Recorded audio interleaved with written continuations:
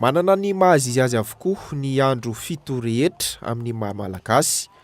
Ohatra amin'izany ny alahady izay atao ho zokin'andro, izay andro voalohany amin'ny herinandro izay tsy azo sembanina ratsy, izay no mahatonga azy tsy ho azo andevenana. Ny talata kosa indray dia voalaza fa andro mahery na ihany koa andron'ny ady, ka tsy azo atao ny misetra zavatra mahery toy ny fahafatesana. Ho an'ny malagasy dia manana ny asiny lehibe ny teny sy ny andro, ohatra amin'izany ny andro alakamisy.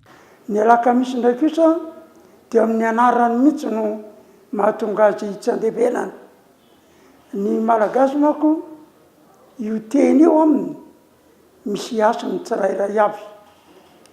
Alakamisy mizara roa, ala ka misy mizara telo ary zany le izy. Zany hoe raha misahatra alana dia lasa misy ihany indray avy ao. Ka ny zavatra tsara no tokony atao alakamisy, satria raha analana aza dia mbola misy ihany avy ao. Fa ny zava-dratsy tsy azo atao alakamisy, satria raha alanao le ratsy dia misy ratsy tonga ihany, izay no tsy andevenana ny alakamisy. Noho ny finoan'ny malagasy sy ny fanomezana hasina ny andro ankoatra izay, no nahafahana manao ny fandevenana ho hatrany ny fanazavana.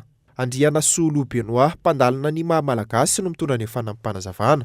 Ny alatsinainy izao ohatra dia lazaina hoe andro mihera.